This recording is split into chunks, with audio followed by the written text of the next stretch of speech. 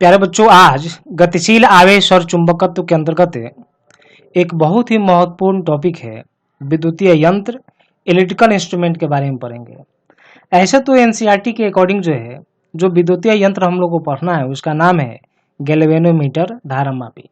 लेकिन इस विद्युतीय यंत्र के अंतर्गत हम लोग धारा मापी के साथ साथ हम लोग एक दो और इंस्ट्रूमेंट के बारे में पढ़ेंगे, जैसे कि वोल्ट मीटर क्या है, एमीटर क्या है, गैल्वेनोमीटर को हम लोग वोल्ट मीटर में, गैल्वेनोमीटर को हम लोग एमीटर में कैसे हम लोग बदलेंगे, शंट क्या होता है, ये गैल्वेनोमीटर से प्रवाही धारा, शंट से प्रवाही धारा, शंट का मान कैसे हम लोग निकालेंगे, इन सभी चीजों के बारे में भी हम लोग पढ़ेंगे। तो देखिए, सबसे पहले हम लोग इस विद्युतीय यंत्र के अंतर्गत गैल्वेनोमीटर के बारे में जानते हैं, जिसे धारा मापी हम लोग कहते हैं।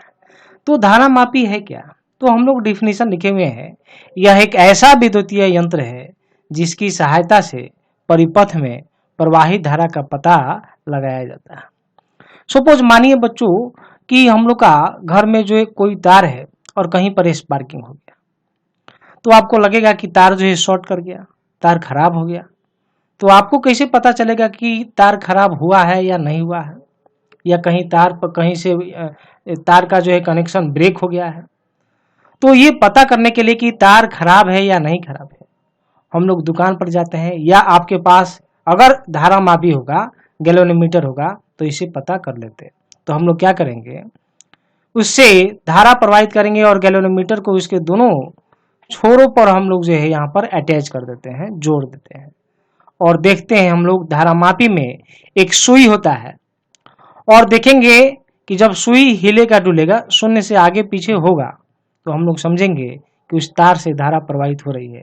यदि उस सुई में किसी भी तरह का विक्षेप उत्पन्न नहीं होगा, इसका मतलब है कि वह तार खराब हो गया है, तार से धारा प्रवाहित नहीं हो रही है।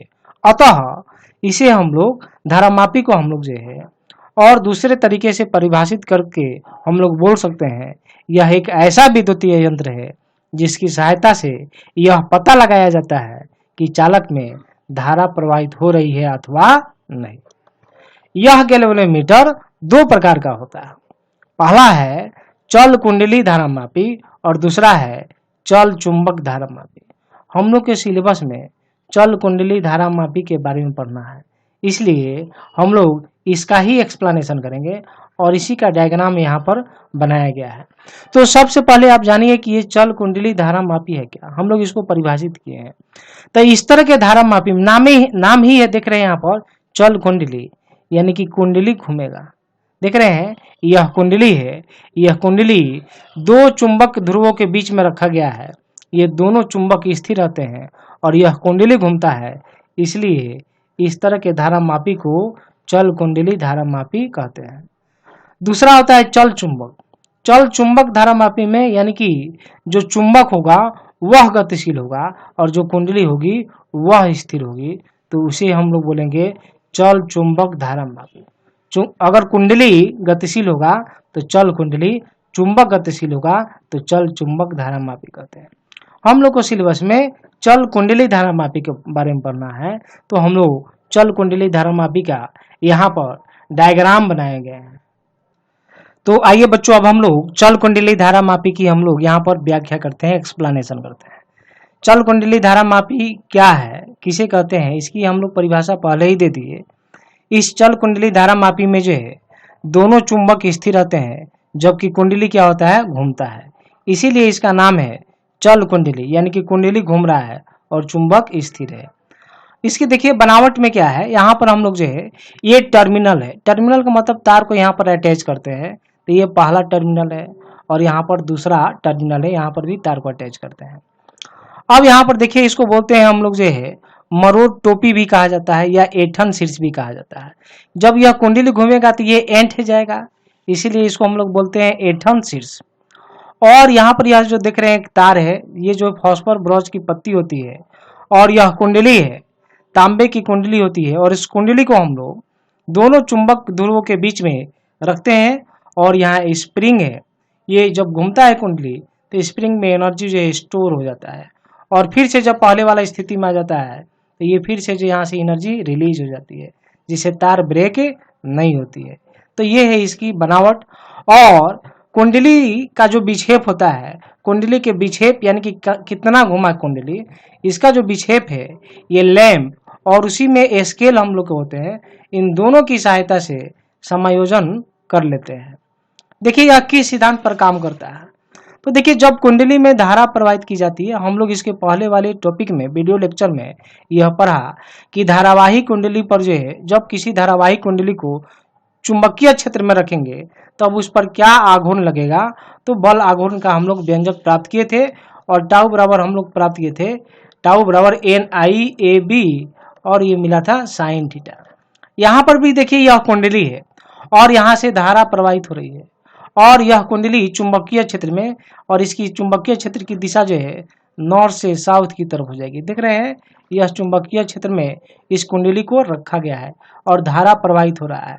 तब यहाँ पर बल युग्म लगेगा और बल युग्म के प्रभाव से जो है यहाँ पर आघूर्ण लगेगा और यह कुंडली क्या होगा, रोटेट करने लगेगा, यह कुंडली घूमने लगेगा, अर्थात कुंडली जो है अपने साम्यावस्था से विक्षेपित होकर क्या होने लगती है, घूमने लगती है।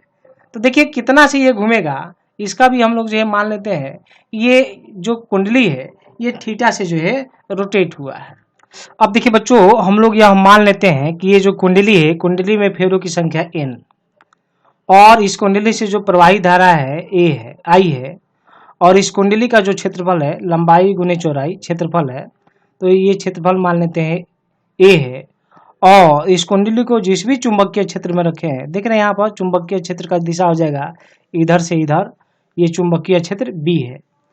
अब इस पर जो है हम लोग यह पढ़े हुए हैं, यह पहले वीडियो लेक्चर में जाने हैं कि जब भी कोई धारावाही कुंडली को, लूप को चुंबकीय क्षेत्र में रखा जाता है तब उस पर बल आघूर्ण कार्य करता है। और इस तरह से बल आघूर्ण का हम लोग जो है ये फॉर्मूला वहाँ पर डिराइव किए हैं। ये टाउ बराबर हम लोग को प्राप्त हुआ है NIAB साइन थीटा। ये कैसे मिला है, अगर आप इसकी जानकारी करना चाहते हैं तो इसके पहले के वीडियो लेक्चर में आप देख सकते हैं।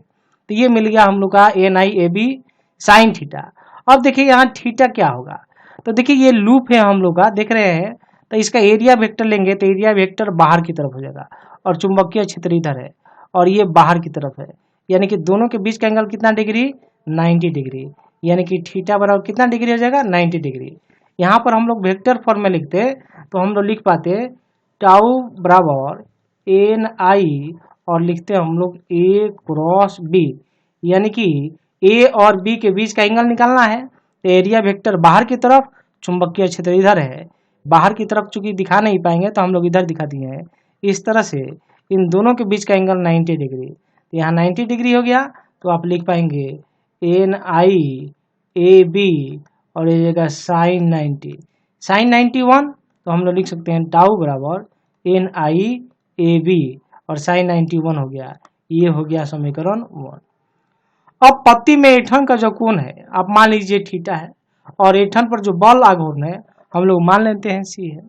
इस तरह से नियंत्रक जो बल आघूर्ण होगा वह नियंत्रक बल आघूर्ण कहाँ लगेगा, तो ये स्प्रिंग में लगेगा। तो ये हम लोग यहाँ पर लिख पाएंगे हम लोग जो है नियंत्रक बल आघूर्ण का मतलब ये ऐंठेगा तो रस्सी जो है उसको पहले रोकने का, ये जो स्प्रिंग है क्या करेगा, उसको रोकने का प्रयास करेगा। तो यहाँ पर जो नियंत्रक बल युग्म आघूर्ण लगेगा वह हो जाएगा टाउ बराबर C थीटा। इसको मान लेते हैं हम लोग समीकरण 2। तो समीकरण 1 और समीकरण 2 को आप देखिएगा तो आप पाइएगा कि LHS बराबर है, इसलिए RHS और RHS भी क्या हो जाएगा, बराबर होगा जा। तो हम लोग लिख सकते हैं, यहाँ लिख सकते हैं समीकरण 1 और 2 से, तो हम लोग लिख पाएंगे NIAB और ये हो जाएगा C थीटा। I बराबर लिखेंगे तो C थीटा और ये सब नीचे चला जाएगा, यानी कि NAB। यहाँ पर देखिए बच्चों C NAB ये सारा कांस्टेंट है, ये एंगल वेरी करेगा, एंगल बदलेगा। हम लोग लिख सकते हैं C बाई NAB और यहाँ पर लिख सकते हैं हम लोग थीटा, और ये सारा नियतांक है, सब क्या है, नियत है। यहाँ लिख सकते हैं C बाई NAB बराबर नियत। इन सब नियत की जगह जो है एक नया हम लोग नियतांक ले लेते हैं और इसको बोलते हैं हम लोग के, यानी कि आई बराबर क्या दे देंगे, के थीटा, और यहाँ के बराबर क्या हो जाएगा, सी बाई एन ए बी, और यह जो के है इस के को हम लोग धारामापी स्थिरांक बोलते हैं, हम लोग जो है धारामापी नियतांक बोलते हैं। तो हम लोग लिख सकते हैं के लिए धारामापी नियतांक है, के एक नियतांक है जिसे धारामापी नियतांक बोलेंगे। तो इस तरह से धारा हम लोग का कितना प्रवाहित करेंगे, जितना ज़्यादा धारा प्रवाहित करेंगे, आप देख रहे हैं यहाँ पर जो है I directly proportional to the theta मिला है, ज़्यादा धारा प्रवाहित करेंगे तो ये जो कुंडली है वो ज़्यादा मूव करेगा, अगर कम धारा प्रवाहित करेंगे तो कम एंगल से ये मूव करेगा, क्योंकि दोनों एक दूसरे के समानुपाती है। आइए बच्चों, अब हम लोग जानते हैं कि चल कुंडली धारामापी की क्या विशेषताएं हैं। तो देखिए नंबर 1, यह जो है बहुत सुग्राही। सुग्राही का मतलब क्या है, सुग्राही का मतलब जो है अच्छे ढंग से काम करना, बढ़िया से काम करना, तो उसको बोलते हैं हम लोग सुग्राही। तो यह यंत्र जो है बहुत सुग्राही है, जिसके कारण यानी कि अच्छे ढंग से काम करता है, यानी कि कम धारा भी प्रवाहित की जाएगी तब जो हम लोग का कुंडली है उसमें जो है विक्षेप उत्पन्न हो जाता है, पहला नंबर। दूसरा देखिए थीटा जो है विक्षेप के यहाँ पर जो धारा है वह थीटा यानी कि विक्षेप के समानुपाती है, यानी कि कुंडली में जितना ज़्यादा धारा प्रवाहित करेंगे कुंडली उतना ही अधिक एंगल से विक्षेपित होगा, क्योंकि दोनों एक दूसरे के समानुपाती है। और तीसरा देखिए इस यंत्र में अवमंदन की व्यवस्था की जा सकती है। अवमंदन का मतलब क्या हुआ, जहाँ मन तहाँ हम लोग रोक देंगे, अवमंदन मंद पर जाना, रोकना, जहाँ मन तहाँ हम लोग रोक देंगे और आसानी से वहाँ पर हम लोग जो देख सकते हैं कि इसमें कितना धारा प्रवाहित हो रहा है, यानी कि प्रेक्षण जो है शीघ्रता से जल्दी से ली जा सकती है उसको रोक कर। तो ये हो गई चल कुंडली धारामापी की विशेषताएं। आइए अब हम लोग जानते हैं कि चल कुंडली धारामापी की धारा सुग्राहिता क्या है। बच्चों मान लेते हैं कि चल कुंडली धारामापी में के कुंडली में आई धारा प्रवाहित की जाती है और आई धारा प्रवाहित करने से उसमें थीटा विक्षेप उत्पन्न होता है। तब ये जितना भी विक्षेप होगा इस विक्षेप में, यानी कि जो विक्षेप है और जो धारा है इसका अनुपात ही क्या कहलाएगा, तो चल कुंडली धारामापी की धारा सुग्राहिता। तो विक्षेप और धारा का अनुपात ही ये धारा सुग्राहिता कहलाती है। देखिए हम लोग जो है यह पर है आई बराबर हम लोग पर है के थीटा, यानी कि यहाँ पर के क्या था, के नियतांक था, के नियतांक था, और इसे हम लोग धारामापी नियतांक के नाम से भी हम लोग जानते हैं। और यह जो के था यह के बराबर हम लोग प्राप्त किए थे सी बाई एन ए बी, तो यहाँ पर रखा जाए तो आई बराबर लिख सकते हैं सी बाई एन ए बी, और ये हो जाएगा थीटा। तो ये थीटा बाई देखिए विक्षेप में धारा से भाग देना है, तो आई को इधर लाइएगा तो हम लोग लाएंगे तो लिख सकते हैं थीटा बाई आई। तो जब इसको इधर लाएंगे तो यह इधर चला जाएगा, सी नीचे चला जाएगा, तो लिख पाएंगे एन ए बी बाई सी। इस तरह से यह जो थीटा बाई आई है, आप देख रहे हैं यह थीटा बाई आई है, ये कहलाती है धारा सुग्राहिता। और धारा सुग्राहिता कितना हो जाएगा, तो N A B by C. N क्या है, बी क्या है, सी क्या है, नहीं ये सारा हम लोग जो पहले लिख दिए। बच्चों आइए अब हम लोग शंट के बारे में जानते हैं कि शंट क्या होता है। तो देखिए शंट जो है एक प्रकार की तार है, शंटिंग एक प्रोसेस है, एक प्रक्रिया है। शंट एक पतली तार होती है जिसका प्रतिरोध जो है बहुत ही कम होता है, और यह जो तार है गैल्वेनोमीटर के साथ समानांतर क्रम में जोड़ा जाता है, तो यह पतले तार शंट कहलाता है।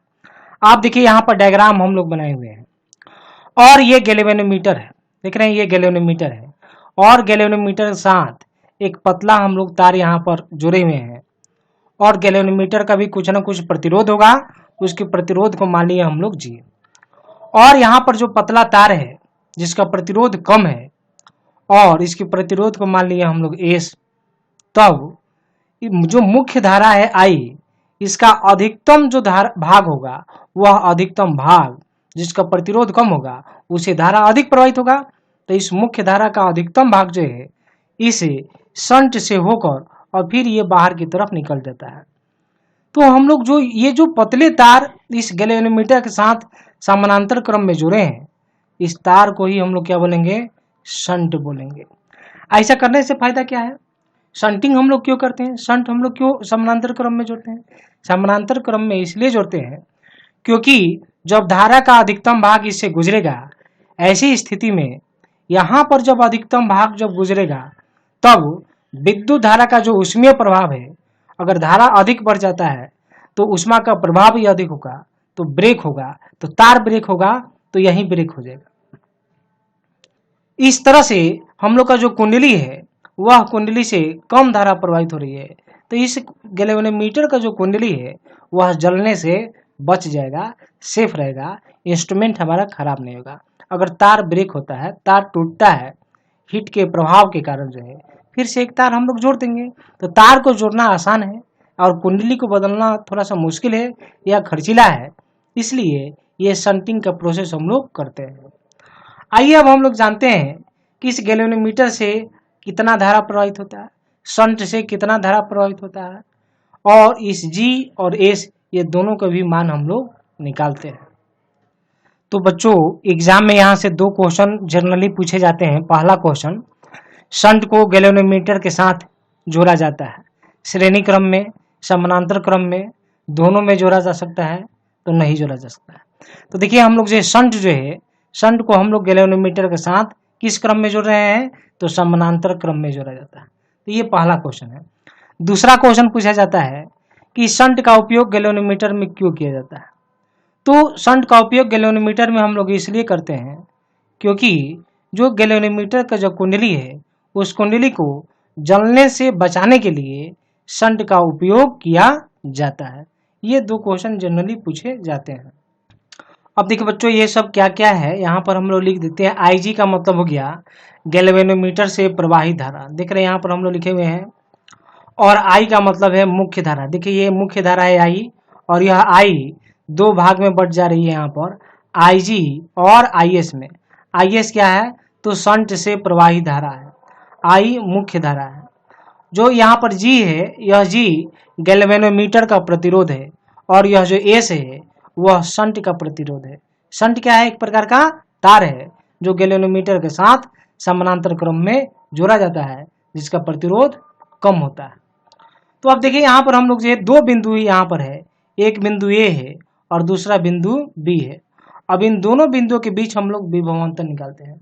हम लोग लिख सकते हैं ओम के नियम से, ओम के नियम से, तो हम लोग लिख पाएंगे A और B के बीच विभवांतर, विभवांतर। तो हम लोग मान लेते हैं A और B के बीच का विभवांतर V है, तो विभवांतर यहाँ लिखेंगे।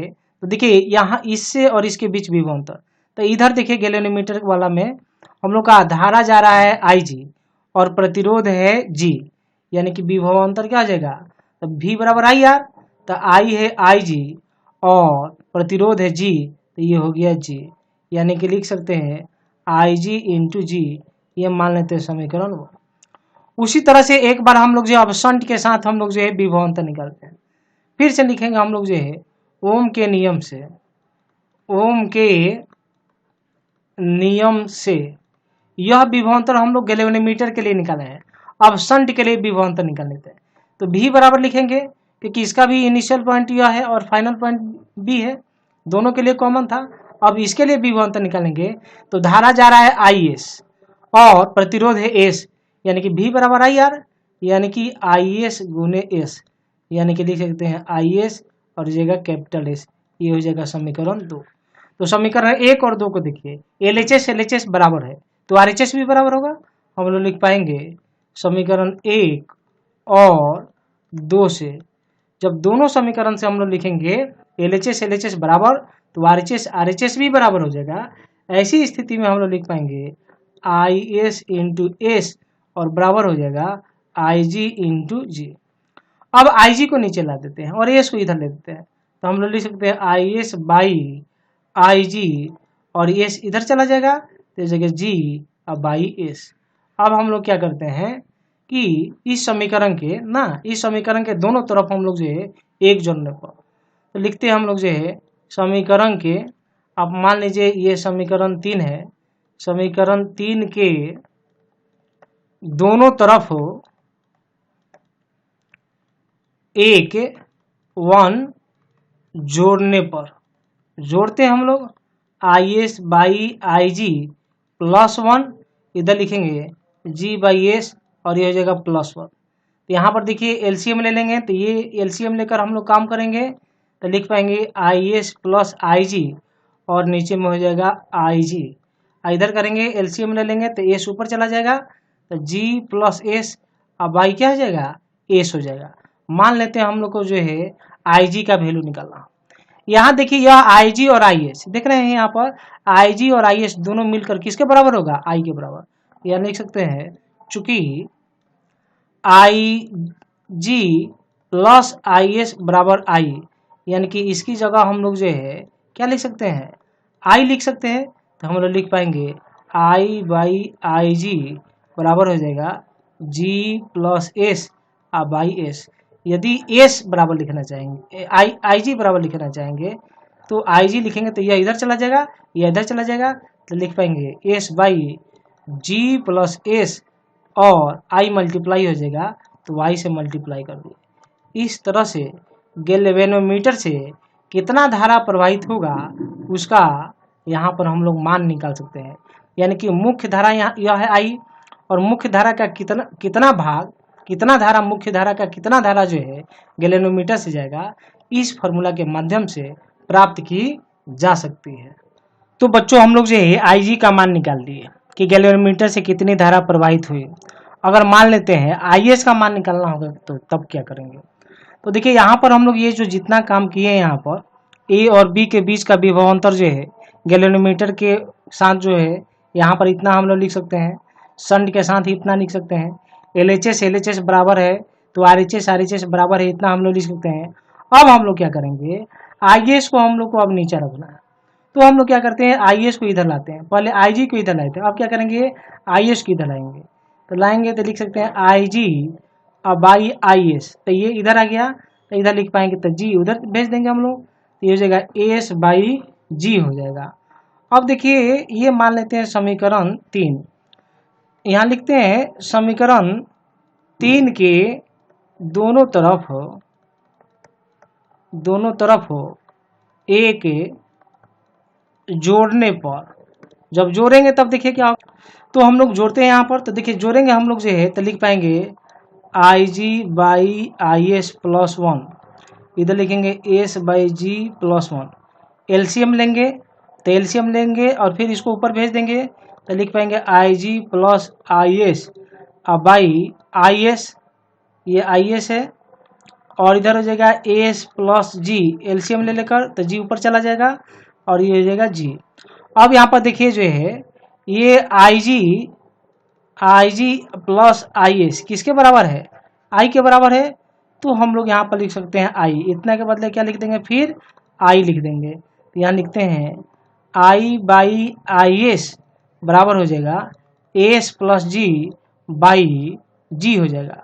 तो IS का मान निकालना है, पहले हम लोग IG निकाले थे, अब IS निकाल रहे हैं, तो IS को अकेला करेंगे तो इसको इधर भेज देंगे, तो हम लोग लिख पाएंगे IS बराबर हम लोग लिखेंगे तो ये G ऊपर चला जाएगा, तो G बाई एस प्लस जी और इंटू I हो जाएगा।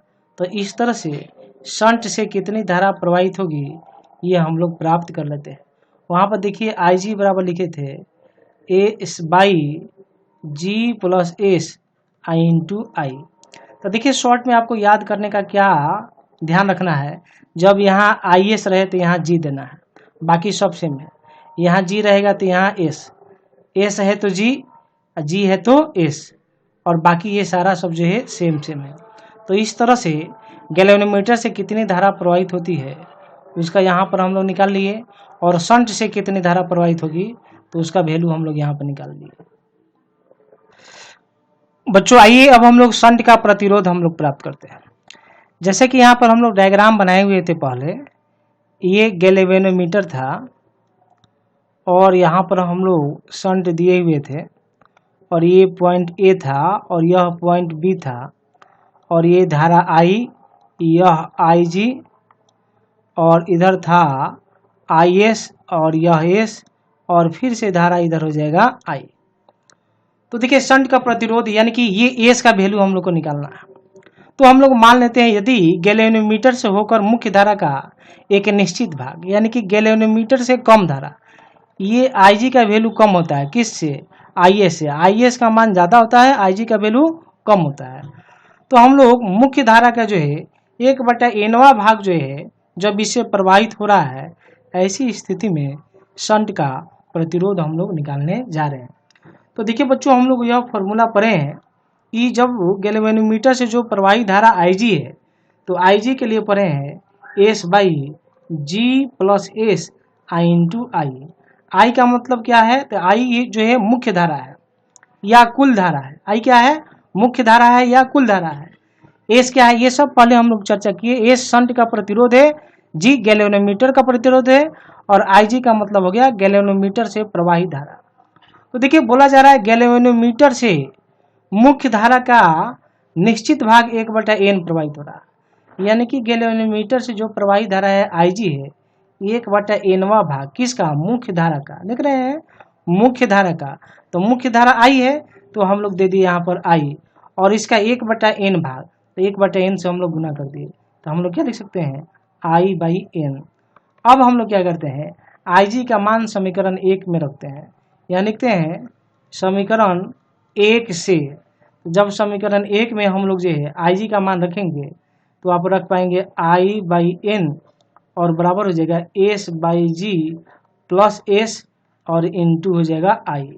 तो देखिए I से I क्या हो जाएगा हम लोग का, I से I कैंसिल हो जाएगा तो हम लोग यहाँ पर लिख पाएंगे ये हो जाएगा 1/n और इधर हो जाएगा S/, और ये हो जाएगा G+S। क्रॉस मल्टीप्लिकेशन करते हैं, तिरछा तिरछी गुना करते हैं तो लिख पाएंगे G+S बराबर NS।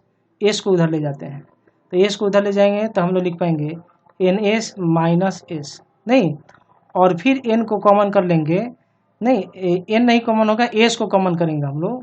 तो देखिए S को कॉमन करेंगे हम लोग तो लिख पाएंगे S और जगह N-1, चूँकि S निकालना है यानी कि शंट का प्रतिरोध निकालना है तो S बराबर लिखेंगे तो ये N-1 नीचे चला जाएगा तो लिख पाएंगे G बाई और जगह N-1। इस तरह से शंट का जो प्रतिरोध है इस फार्मूला के माध्यम से प्राप्त कर सकते हैं। आइए बच्चों एक क्वेश्चन हम लोग सॉल्व करते हैं। देखिए एक गैल्वेनोमीटर है जिसका प्रतिरोध दिया गया है 99 ओम, यानी कि यह किसका मान दिया गया है, G का। तो हम लोग लिख सकते हैं G बराबर 99 ओम और इससे यानी कि धारा मापी से 1 एम्पियर की धारा प्रवाहित करने पर यह विक्षेप प्राप्त करता है और जब 10 एम्पियर की धारा प्रवाहित की जाती है तो पूर्ण विक्षेप प्राप्त होता है। तो यहाँ देखिए दो धारा है, यह जो धारा होगा पूर्ण विक्षेप प्राप्त हो रहा है यानी कि यह कुल धारा है। यहाँ कुल धारा को हम लोग लिख देते हैं I, तो I बराबर हो जाएगा 10 एम्पियर। और न्यूनतम धारा तो ये कितनी है 1 एम्पियर, तो यह गैल्वेनोमीटर से प्रवाहित हो रहा है तो यानी कि यह हो जाएगा हम लोग का Ig और Ig बराबर हो जाएगा 1 एम्पियर। और जब कुल धारा प्रवाहित यानी कि पूर्ण विक्षेप प्राप्त होगा, पूर्ण विक्षेप जो है कुल धारा पर प्राप्त होता है, इसीलिए ये I बराबर 10 हो जाएगा और 1 एम्पियर पर पूर्ण विक्षेप यानी कि पूरा विक्षेप प्राप्त नहीं हो रहा है इसलिए यह Ig हो जाएगा। निकालना है S का क्या मान होगा, तो देखिए S के लिए हम लोग फार्मूला पढ़े हैं G/n-1।